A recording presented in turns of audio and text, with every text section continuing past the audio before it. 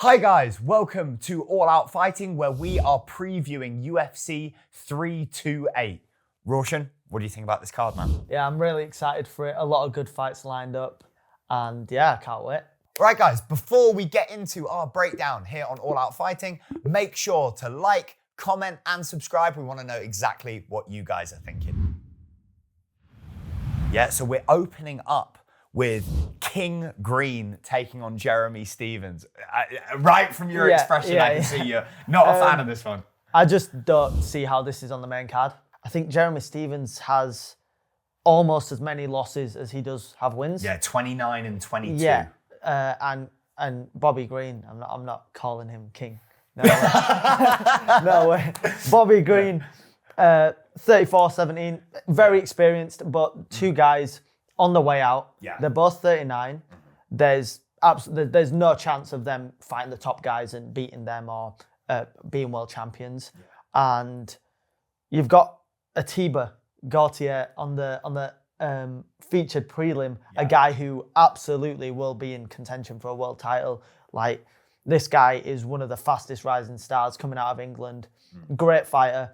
Why not put him as on the main card? Yeah, you know, I don't really feel like understand these that. two guys have literally just been put on the main card just because they've been around for so long. Yeah, you know, like loyalty to the company almost. They're being rewarded with a nice send off. Yeah, and it wouldn't surprise me if I saw one of them put their gloves down. At the end of this fight, but it just doesn't really interest me. Yeah, do you have a feeling of like who's gonna win that fight? My gut tells me that Jeremy Stephens is a bit too stuck in the mud. He's a bit ploddy. Yeah. And you know, as much as there are mistakes that Green makes, technical imperfections, he is quite smooth. He can be slick at times. I feel like that might just edge it out. I think that I would lean towards Green because, like you said, Stephens a bit slow, but his feet don't move as quick. I think he'll struggle getting to Green. But Green makes so many mistakes. He's leaving his hands down. He's crossing his feet over. His chin's wide in the air. He could just get bombed. Yeah. But Jeremy Stephens, I think he's not won in the last decade almost. Yeah, so his last win was against Josh Emmett in 2017. Yeah. Which is crazy. 9 years ago, since he last won in the UFC, we always talk about winning being a habit. He's not in the habit of winning. He's not won for the last 9 years. I think it doesn't make any sense to think he's going to go and win now. So he was 30 years old last time he won. Yeah. He's 39 now. I've got to go with Bobby Green. There we go. Well, now we've got now a proper contenders fight here. We've got welterweight bout between Sean Brady and Joaquin Buckley, two sort of top contenders in that welterweight division. They've both had a slightly patchy record as of late and two very different styles coming into this. Brady with his very top-heavy grappling approach, got that impressive win over Leon Edwards not that long ago, and then Joaquin Buckley, just like, I mean, he's built like Superman. He's like the most explosive guy you've ever seen. He's got the best knockout of all time. Hands down, best knockout ever, yeah. So how do you see that one going? It's an interesting one because on one side you've got skills, you've got a very high-level grappler in Sean Brady. The grappling systems he uses are excellent. I think they're being studied all throughout MMA gyms across the world because what he does works. He's technically excellent in his half-guard systems, his Kimura traps, leading to guillotines, etc. Like we saw with Leon Edwards, he just really had no answer for it. Yeah. And I don't think Buckley would be able to compete with the grappling. But Sean Brady tends to have this tendency when things get tough, when it's a firefight, when it's rough, it's messy, he crumbles. Yeah. We saw it with Bilal Muhammad. Yeah. And we saw it with Michael Moraes. Yes. And I just don't see Sean Brady being able to implement the technical prowess that he has when Joaquin Buckley is going to really be taking it to him. I think the strength, the speed, the power and athleticism, it's going to overwhelm Brady. I think it's a big point that, and big respect to Buckley that he's training with Usman. 100%. I think once you've lost to somebody and then going to train with them, it's a big step, but it's necessary that guys just exposed your holes. And if I had the chance to train with guys who I'd fought with before, I'd jump on it, definitely. Yeah. Because that's like, we both know that you can do what you're doing in the training room on fight night. That's where your strengths, your weaknesses, it's all exposed. Yeah. And someone who you fought understands that better than anyone, right? Because they've experienced that on the night. So Buckley training with Usman is really going to level up his game. And I think that's going to pay big for him in this fight. 100%. And like the last big success that Sean Brady had was that Leon Edwards fight, wasn't it? Like that really took me by surprise. Like I knew that it was going to be a bad matchup for Edwards, but I didn't think he'd get finished in the way he was by Sean Brady. So he's obviously going to be looking to recreate that, but then suffered a couple of gnarly TKO losses over his career. The first to Bilal, of all people. Pretty crazy to get TKO by him. But then Morales, not as crazy. That guy is huge. He's just a freak athlete. With Sean, it's a weird one. I've seen this from teammates, from guys who I've trained with before, all throughout fighting. It's not always about how good you are and how many skills you've got. Yeah. Because Sean Brady's grappling is up there. It's immense. He's and so we've good. studied his systems a lot. His half guard and his Kimura systems are so good that alone, if he can really dial into that, is good enough to beat anyone. We saw it with Leon. It worked so good. The half guard, the Kimura traps into the guillotines, all just coming so well together. But there's something about Sean that when it becomes a real fight, he kind of shies away. He shies away a bit. Like Bilal's a former world champion, great fighter, not the best striker in the world. No. Just by keeping his hands up and pressuring and making it a real fight with Sean, he kind of just crumbled, and he couldn't live up to the moment. Yeah. And you got a guy like Joaquin Buckley who he's a great athlete. He's powerful. He's fast. He's dynamic. He's dangerous. He might not technically be the best guy, but he's a madman. Yeah. And I think that is the kryptonite to beat Sean Brady. If there's a clean fight, technical grappling exchanges and clean striking, Sean's going to excel. Yeah. If there's a real scrap and a dog fight, which Joaquin Buckley is going to bring, he knows no other way. Yeah. I think Sean's going to really struggle. Yeah, I'm with you. I feel like Buckley's built for this kind of fight where it's like he's got the ability to do the flashy stuff as well. Like everyone remembers the crazy spinning kick from Lockdown. That's like the best knockout. Yeah, best knockout time. ever. Yeah. Like that's awesome stuff out of a video game. But yeah, he can get in your face, like the way he knocked out Wonder Boy, like almost copying Mike Tyson and then lunging in. If he draws on all of that stuff, I think, like you say, not only is he going to win, but like there's a good chance he finishes him. So yeah, this will be a really exciting welterweight fight. Do you see a way that Sean can kind of nullify the scrappiness of it and really play into his grappling? I mean, you'd hope. Again, I think our coaches probably have very similar mindsets on this. They're looking at it all very strategically. Strategy-wise, you want him, like you said, to keep it all clean. He's going to come forward. He needs to basically out-technique Buckley, force him to fight that technical fight, a lot of jabs, to get in on his wrestling and implement that top-heavy grappling style. Once he gets into the ground, and again, way easier said than done, right? Buckley's an athletic freak. But if he can keep him down on the mat, I think it's pretty clear who the more technical grappler is. Up on the feet, there's an element of randomness. We've all felt it with the beginner who just kind of flails their arms and you're struggling to deal with them. But that can't happen down on the ground. If I'm a better grappler than you, I'm going to out-grapple you. So Brady needs to do everything he can to close that distance, get in there, and make that happen. I'm just not sure if that's going to be possible against this version of Buckley. Yeah. I think if I had to fight one of these guys, I'd be picking to fight Sean Brady every single time. Like, I think he's technically better, but in terms of danger and that who's going to get you out there, who's going to finish you, who's going to really damage you, Buckley all day long. I think Buckley's probably going to finish him maybe in the second round. There we go. All right, so we move on then. We've got the heavyweight fight. So this is kind of young blood. Yeah, a little old bit blood. torn over this. Yeah. Okay, so why are you torn? Well, obviously, Cortes-Acosta is on good form. He's got the momentum and he's been knocking guys out. Like very, very dangerous. Yeah. But then you've got Volkov, who has won 5 of his last 6. and only losing to Gan, which I thought he won. I don't know. Yeah, that was definitely a controversial one. It was, God, I'd have to go back and watch it again. But I remember at the time there being a bit of an uproar. I think Dana even like apologized to Volkov, didn't he? Like he thought he won that fight. So yeah, clearly, in spite of the age, he's still on good form. And the level of competition that he's faced, like undoubtedly, objectively, he has faced better guys and done it for a longer time. And the experience, I think he's got twice as many fights. So you've got one guy, again, technical, clean, very long, like very hard to get past a 6'7" guy with big reach.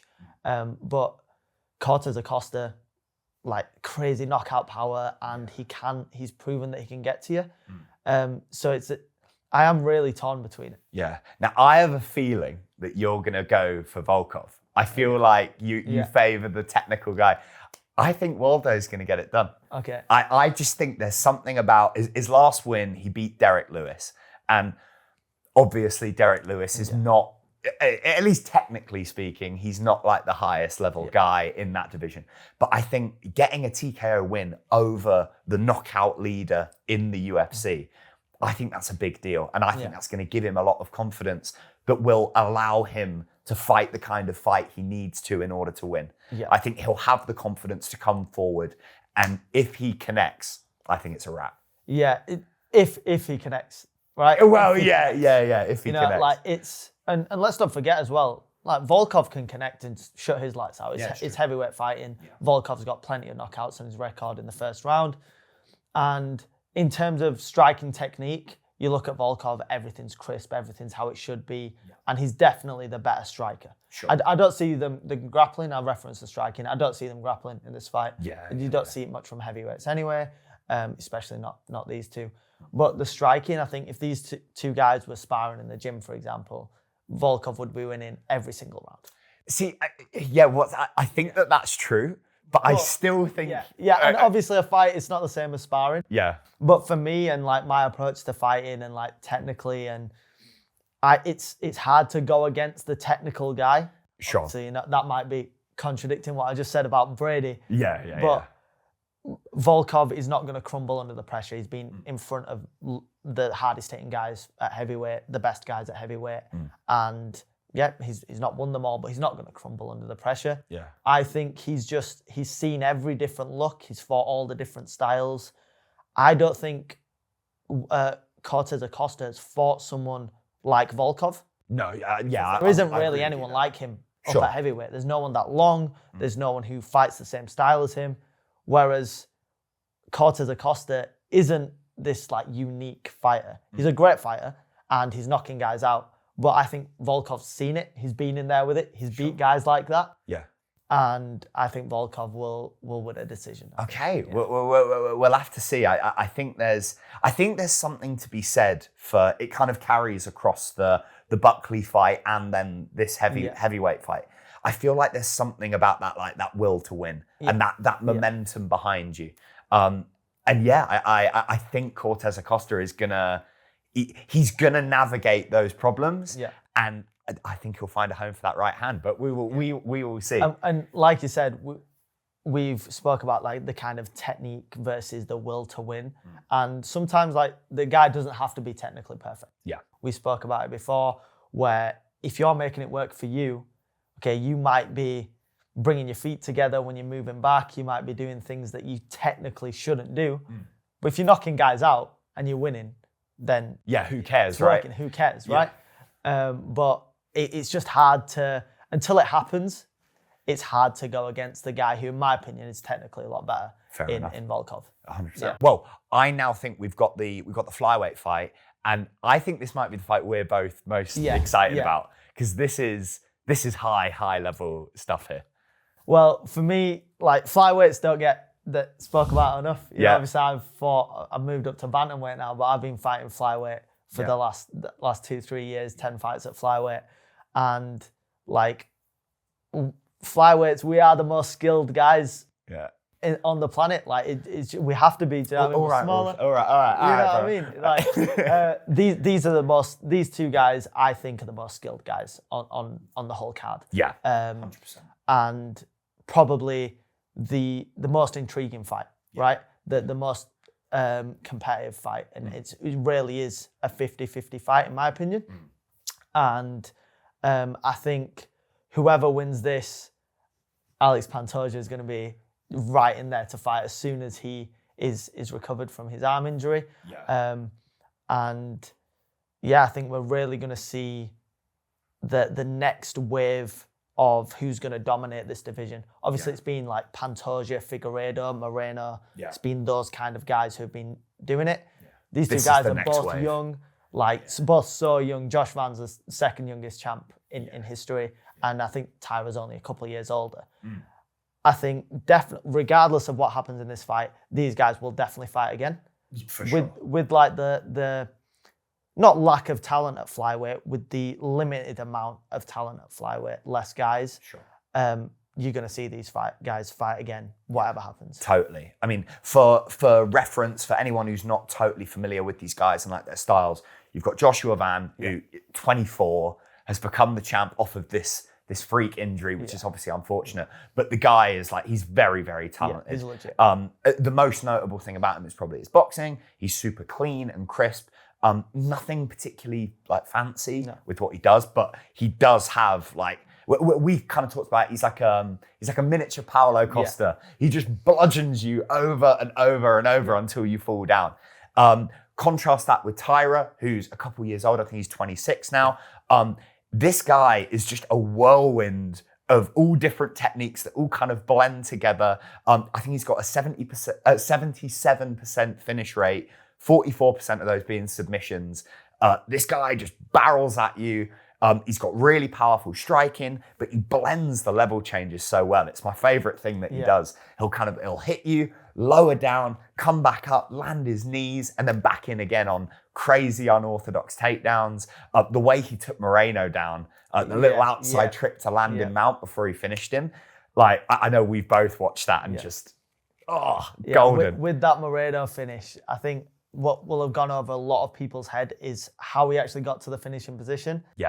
The use of his inside body triangle, I've not seen anyone use it other than us at our gym. Obviously, we've been working on it for so long. And then seeing it used at the highest level and seeing a guy like Brandon Moreno, elite level. Former champ. Fought for the title many times, have absolutely no answer for it. Was just like, it was blowing my mind. What we're referring to, he used what's called like an inside triangle. So he's laced his legs up like this and wrapped them across onto the opposite leg and used that to turn his opponent over so that he can land his punches to secure the knockout win. And our coach Liam, he uses this all the time. He's an absolute bully and he smashes us. So boo, Liam.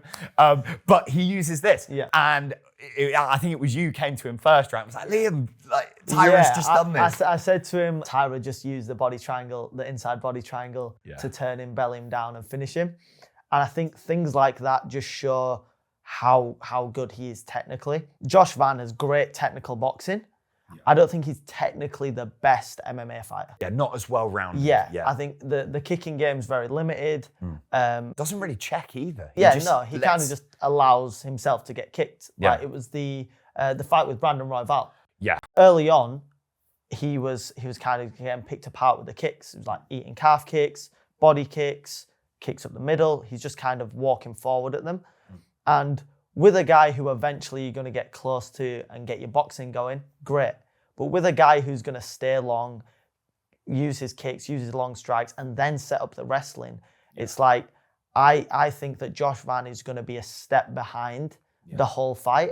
And I think the grappling is going to be the big difference, which again, we've not really seen his grappling tested. No one's really taken him down for any significant period of time. I think the Pantoja fight, obviously unfortunate what happened. I think that fight would have shown that Josh Van's grappling's not quite at the level it needs to be to beat these elite guys. And I think Taira's going to expose it. Slightly secondary point to the matchup. Obviously, Van's talked a little bit about that Pantoja fight. And he said things like, oh, it doesn't matter, the win's legit. I made him break his arm or whatever. Like, how do you feel about that? I really didn't like it. The way that he handled that win was like it was just disrespectful. Like I understand you've worked your whole life, you have won a world title. The guy's got injured in the first round from falling, and you're like up on the cage celebrating. Yeah. And then he was talking about in the UFC countdown that, I made him fall, I made him break his arm, like I beat him fair and square, and you know he should have known how to fall. He's a champion, he's a black belt, he should have known how to break fall. There's clearly an underlying injury there for him to post on the floor and break his arm. But he is the champ, and that happened, and like credit to him, he's the champ, and the build up to that was great, and he earned the title shot, and now he's the champ. But I think he's going to be really short lived, because I think Taira is the next big thing at flyweight. Yeah, he's in the ascendancy, and only with that one loss as well. And a very close one to Royval. To Royval. And now that's one where it's like that's the mutual opponent they have. Van beat Royval. Royval beat Taira. So does that mean that Van's just going to beat Taira? And we both know that MMA math doesn't work. Yeah, 100%. Just because person 1 beats person 2, it doesn't mean that anything for person 3. Yeah. It's an individual fight. And I think I'd definitely give the boxing edge to Van. Yeah. But it's not a boxing fight. For sure. As an overall mixed martial artist, Taira is much better than Van, in my opinion. Sweet. Well, that then brings us to the main event. So the hype has been crazy.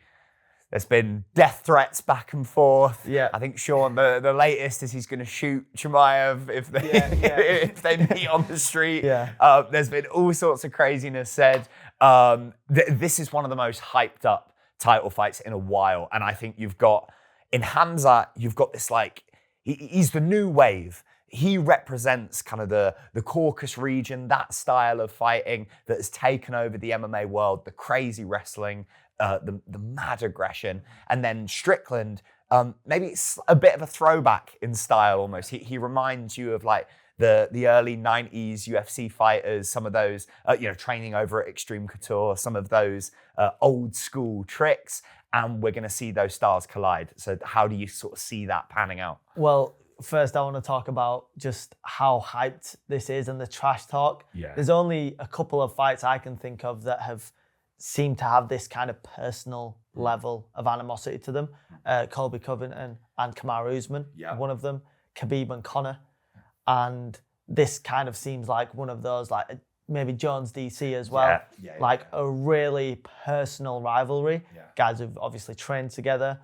And for two guys to train together and then have this level of like, it seems like hatred for each other, something big things have had to happen to that. Yeah. You and I trained together. Yeah. I couldn't imagine that kind of dynamic ever coming into play. Fingers crossed. Yeah, for you.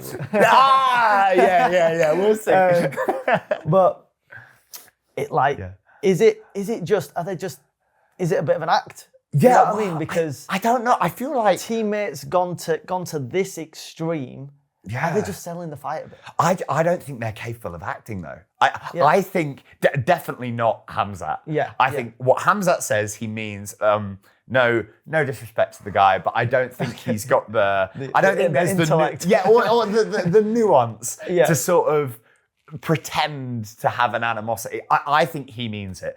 For Strickland, I think he's just pressing buttons. He's like a kid, the kid at school who's just trying to get a raise out of you. He's like, oh, if I say this, what reaction will I get? Oh, if I say this, what reaction will I get?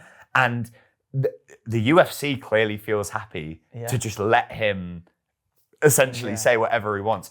I don't know how like the press and the media days are going to look. They need to control that because like it could seriously get out of hand to the point. The worst case is that the fight doesn't happen. Yeah.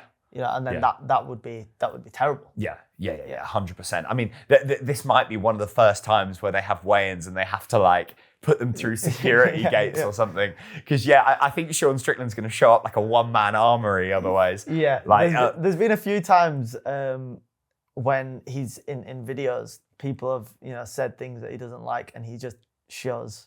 He's just got his guns on the back wall.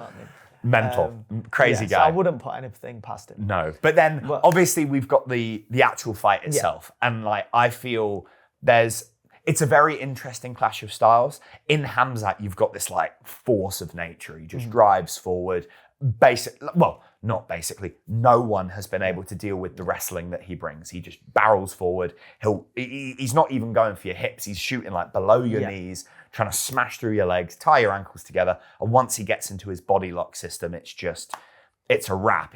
He's forcing you to defend more than you're actually fighting him. Yeah. Now, Strickland does have good takedown defense. He's shown an ability, sort of a bit like Bisping in that way, where he can hit the mat and then bounce back up. But I feel like there's some fundamental problems with Strickland's kind of stance and style that are going to be problematic as this fight progresses. He stands really tall and really square, which is the two things you can't do against a wrestler. Yeah.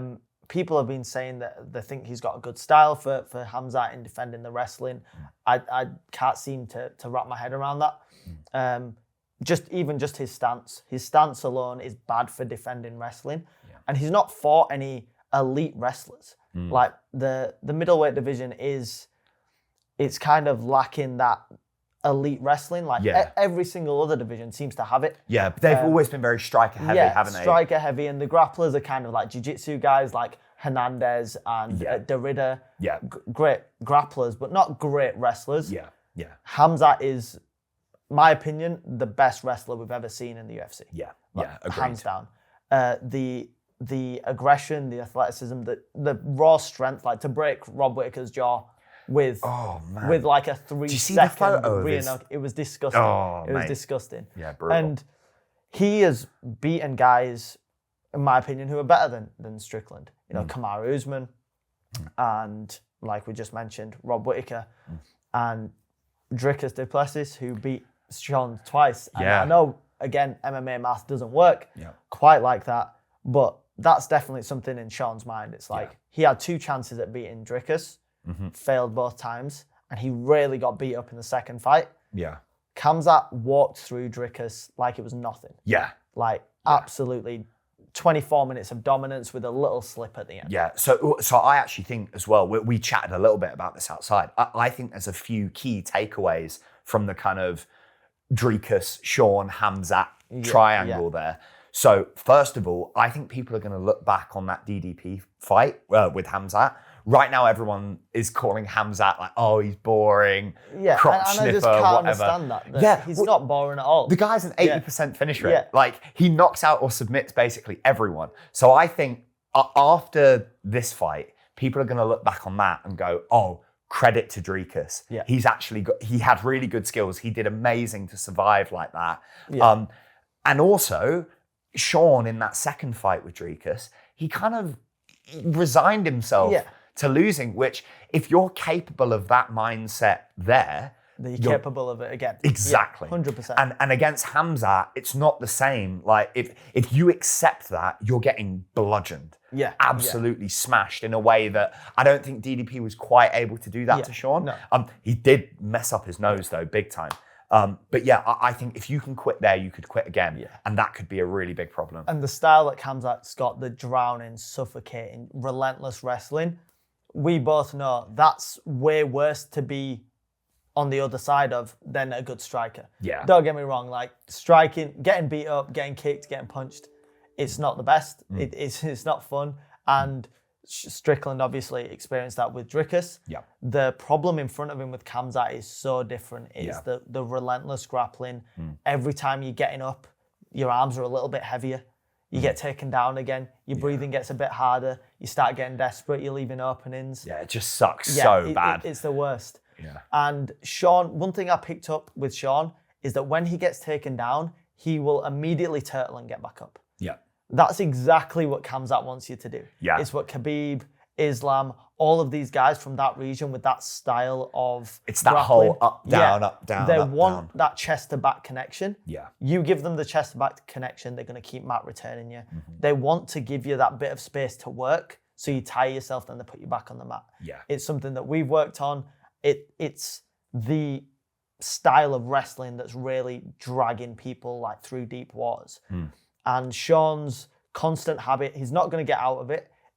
When he gets taken down, he's going to get to his knees, give his back up and try to get up. Yeah. That's exactly what Khamzat wants. Yeah. And it will either lead him to submission attempts or just, grinding out. He'll take his back, he'll take him back down. Sean will give his back up again. On the back, he'll take him back down and just go through that cycle. And I don't see a way for Sean to get past Khamzat. Yeah, no, I'm with you. I think the only sort of chink in the armor, and again, I feel like with the benefit of hindsight, especially after this upcoming fight, we're going to look on this and go, oh wow, Dricus actually is just really good. Yeah. There were weird moments in round number 5 where Khamzat, whether it was because of fatigue or lack of focus or whatever, he lost dominant position, ended up mounted at one point. Yeah. And those are potential opportunities where if Sean can make it that far, he catches him in one of those lapses of concentration or pressurizes his gas tank, maybe he can outwork him there. Yeah. But my biggest issue with Sean is watching the Fluffy Hernandez fight. That whole bout, he was allowing Hernandez to push him all the way back to the fence. Yeah. He's countering as he goes and literally using the bounce of the fence to get him back to the middle. Khamzat wants you on the fence. Right? Yeah. That's where he does all his best work. So if he's allowing Khamzat to pressure him back like that, Khamzat only needs to score a couple of takedowns and he can control you for the entire round, force you up and down over and over and over until you have no energy left. The other issue is Sean's stance. Yeah. We've talked a bit about it. He stands he stands almost with his legs totally straight like this and kind of marches forward, swatting things out the way, lifting his legs and fighting from here. And again, it's very awkward and uncomfortable. Yeah. Anyone who's sparred with a beginner knows that these kind of erratic movements are very hard to deal with. But Strickland has made that work at a high level. The problem is wrestling totally nullifies that. Yes. If you stand straight up in the air, it's double leg central. You're getting launched. Yeah. And you can't allow that to happen against Khamzat. Yeah. You need a better answer. So I feel like that is going to be a really, really big problem for Strickland. Yeah. And it is interesting because as much as I don't want to ever just count someone out, I'm really heavily leaning towards Khamzat. I think if they fought 100 times, 95 times at least, Khamzat would win. But Sean's pulled off upsets before. Yeah. Israel Adesanya, that was one of the biggest upsets I've ever seen in person. Yeah. And like, who's to say he can't do it again? You know, it's definitely possible. It's possible. And someone who has been a champion, fought at the highest level for so long, fought so often. I think he's on like 30 plus fights. Yeah. He's on a lot of fights. Right. And he's definitely in there with a chance. And he will be believing in himself to go and win that fight. But the odds seem so heavily stacked against him. Yeah. And a big point is that they've trained together. They've trained together and we don't know what's happened in the training room. Yeah. We can only listen to what we've been told. Khamzat's releasing some videos. You know, maybe we will see. Yeah, but Sean is saying that he feels that he gave Khamzat really good work. Khamzat obviously saying that never happened. He never gave me any work. What do you believe happened? I believe that Khamzat was toying with him. I feel like he was probably ragging him about. Yeah, you look at the skills, you look at the style of guys, and even sometimes when guys are not better than you, in the gym, it's heavily suited towards wrestlers. When you're not trying to knock each other out, you're not trying to hurt each other. Yeah. I could hit you with a big four-piece combo, big shots, but because I'm not putting any power in, you'll just eat them and shoot and take me down. And you go to any MMA gym, wrestlers are dominating the gyms. That's probably been happening with Khamzat, with everyone. Yeah. I've heard that he's actually paying people to try to submit him in his camps because that's like pushing him to the limits. Yeah. It's like, if you can sub me, I'll pay you. And no one's able to sub him. I think GSP had a thing like this back in the day, where Faraz Sahabi would like pay people to try and knock him out. And it is a certain level of guy like that who is just so relentless, and people, when there's so many stories about one guy in gyms, like you start to believe these stories. These stories have been going on a long time that he's got crazy conditioning, he's doing round after round, he's just going through everyone, Shark Tanks, everything. No one's able to submit him. I don't think it's any different that Sean's just come and start beating him up in the gym. Yeah. And that plays on your mind a lot. If you've trained with a guy, and we're not talking years ago. They've trained recently together. Yeah, it's like at least within a year. Yeah. Yeah. Now, you're stepping into that fight. Every time that there's anything about the fight mentioned, every day you're training, you're thinking, this guy subbed me in the gym. This guy took rounds off me. This guy, it was horrible. Now you've got to go and step in a fight with this guy where now he's not holding back. Yeah. And if you think about guys you've trained with, guys, we all have those guys who are just, they're levels above us in the gym. Yeah. To have to go and fight that guy, how can you mentally prepare and really believe you're going to win? Yeah. Yeah, it's tough. You've either got to be just delusional and kind of be like, no, none of that matters. Yeah, That's all irrelevant. To be fair to Sean, I think he's capable of doing. Yeah. He's capable of a bit of a different mindset, we'll say. But yeah, or you just sort of accept, like I think Chael Sonnen's talked before about how there were certain fights he knew he wasn't going to win. Yeah. Which, he's going to go in there and give his best. But like, I think he was talking about the John Jones fight. Yeah. He knew he couldn't beat John Jones. And if you go into a fight like that, you're not winning. Yeah. So I think definitely Khamzat is going to dominate that fight. And I think he'll find a submission pretty early on, maybe round 2 or 3. Damn. Well, there you go, guys. There are our picks. Let us know what you think down in the comments below.